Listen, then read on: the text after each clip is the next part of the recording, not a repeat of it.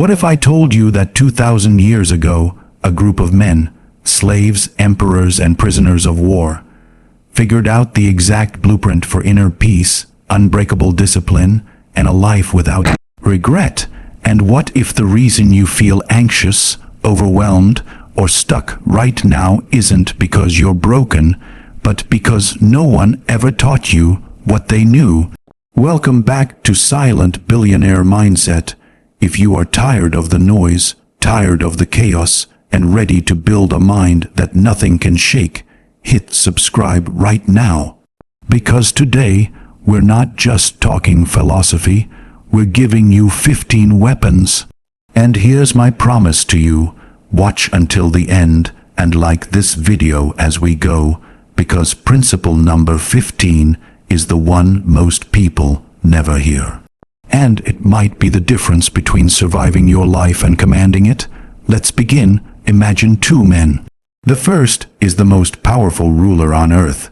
He commands legions, he governs millions, he sleeps in a palace. But every morning, before the sun rises, he sits alone and writes in a private journal, not about gold or glory, but about how to be a better human being.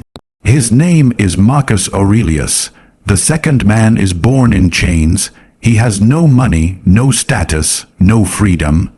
His leg is crippled by a cruel master, but when people come to him broken and desperate, they leave lighter, freer, because this man, Epictetus the slave, has something the emperor envies, a mind that cannot be touched.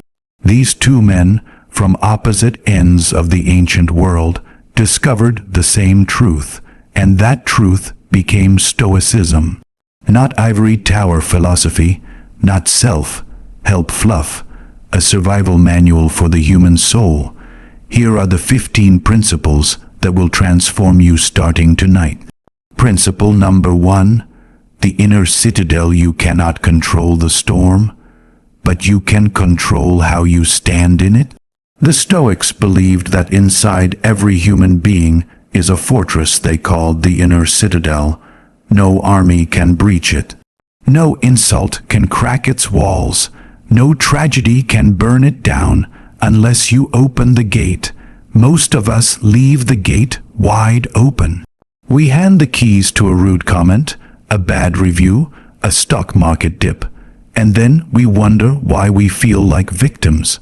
Here's the truth: your boss can fire you, your partner can leave you, your body can fail you, but your judgment about those events is 100% unconditionally forever yours. Open question for the comments. What's one thing you've been stressing about this week that you actually cannot control? Type it below. Watch how good it feels to let it go. Principle number 2, the discipline of ascent. There is a story about a Stoic named Musonius Rufus.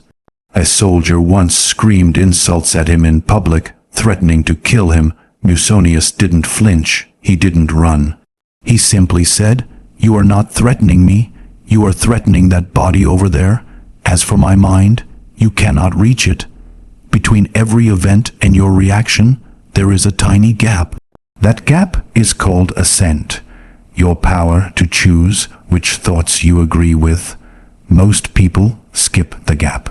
Insult arrives, anger explodes, bad news arrives, panic floods in.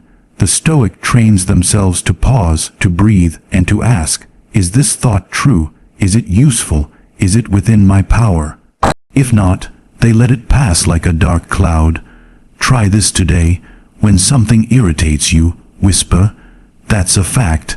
Now, what's my interpretation?" That tiny pause is the difference between a reaction and a response.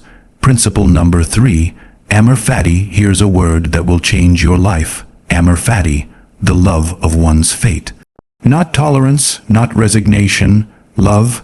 There's a Japanese art form called kintsugi where they take broken pottery and repair the cracks with gold. They don't hide the damage, they celebrate it. That is amor fati.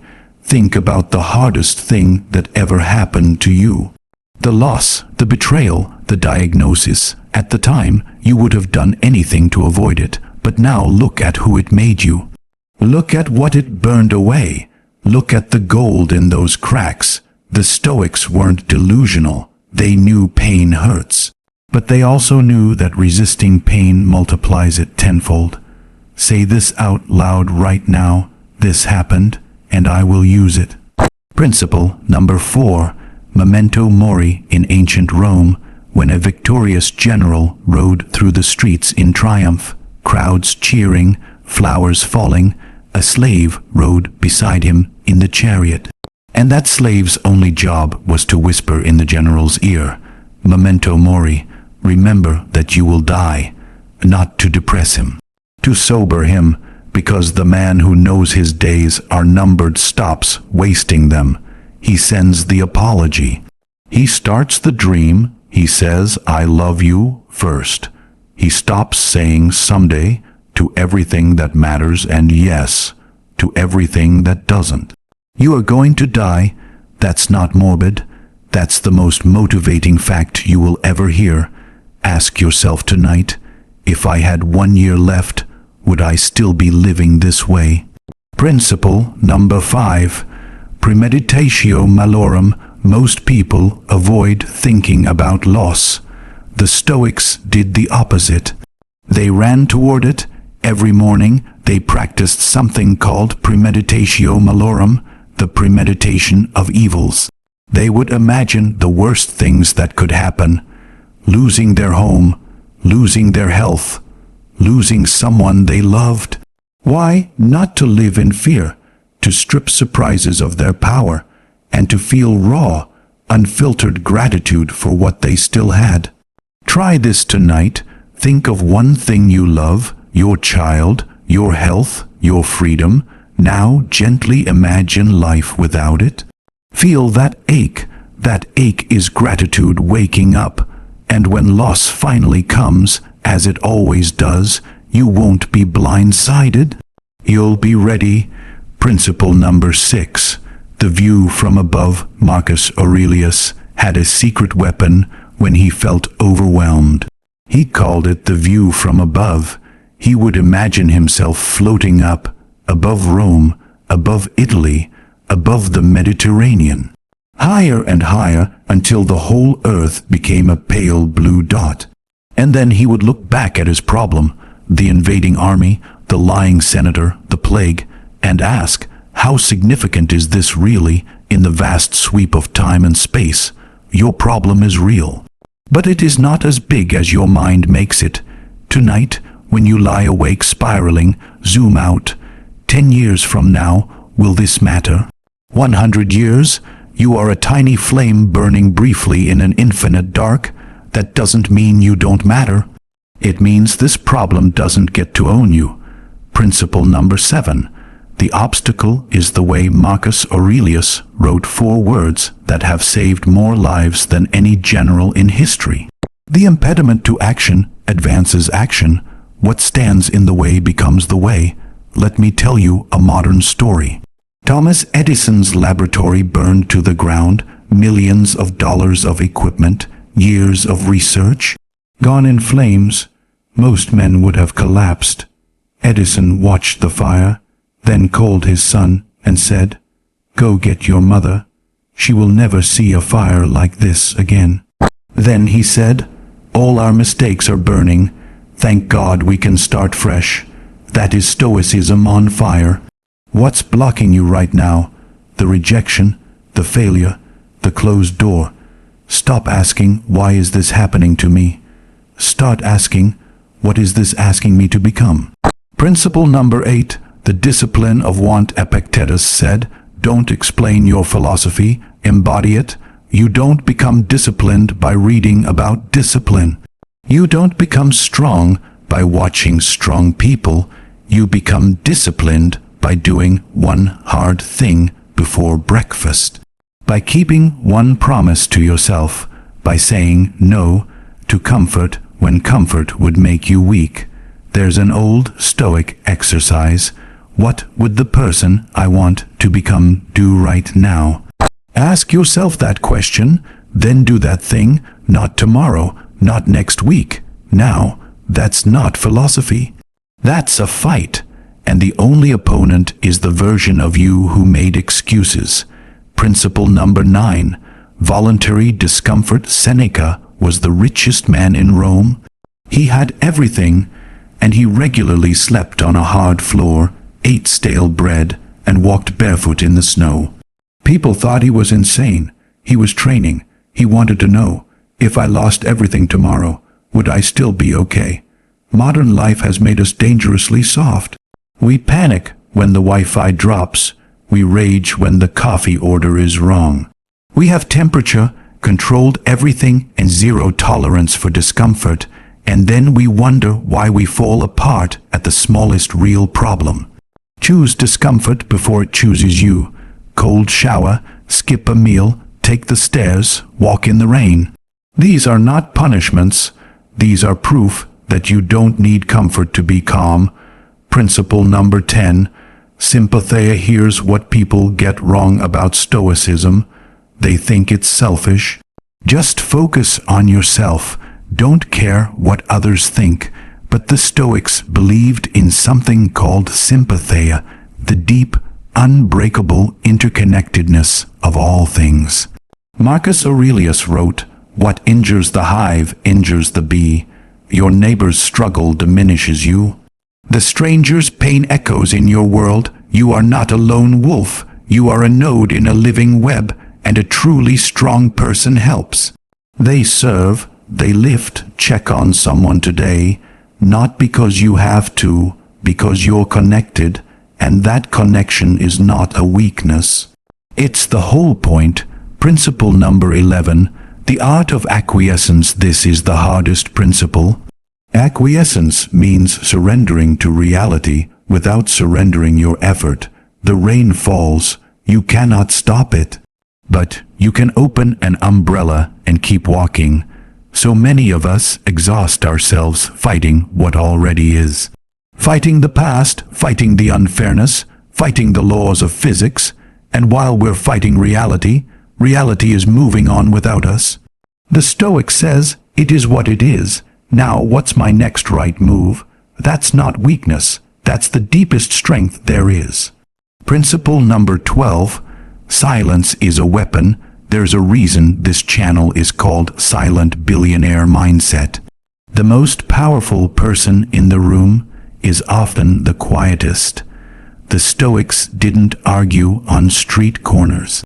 They didn't post their philosophy on walls. They lived it. When insulted, they paused. When provoked, they breathed. You don't need to correct everyone. You don't need to win every argument. Your peace is worth more than their understanding. Try this tomorrow. Next time someone tries to drag you into drama, say absolutely nothing. Watch the power shift. Watch how uncomfortable they become and feel how free you are. Principle number 13. Focus on process, not outcome. The Stoics loved the metaphor of the archer. The archer can control their stance, their breath, their aim, their release. They can do everything perfectly. But once the arrow leaves the bow, the wind decides, the target moves, luck intervenes, so the wise archer cares only about one thing, shooting perfectly. Not about hitting the target. Apply this to your life today. Work hard, prepare fully, be kind, act with integrity, and then let go of the result, because the result was never yours to control anyway. That single shift from outcome to effort will kill half your anxiety overnight. Principle number 14. The Nightly Review. Marcus Aurelius wrote his meditations for no one but himself. It wasn't a book. It was a conversation with his own conscience, a nightly reckoning. Every evening, sit down and ask yourself 3 questions. 1. What did I do well today? Celebrate it. 2. What did I do poorly? No excuses, no shame, just truth. 3. What will I do differently tomorrow? One small change, that's it. 1 minute, no filters. Most people live on autopilot, repeating the same mistakes for decades. The Stoic breaks the cycle every single night. Grab a notebook tonight. Even one sentence changes everything. Principle number 15, eudaimonia. We've arrived. 14 principles, thousands of years of wisdom. And here is the one most people never hear. The ancient Greeks had a word, eudaimonia. It's often translated as happiness, but that's a lie. Happiness comes and goes like weather. Eudaimonia means something deeper. It means flourishing, the full realization of your potential as a human being. A life well lived, and here is the Stoic secret that changes everything. Eudaimonia does not depend on your circumstances.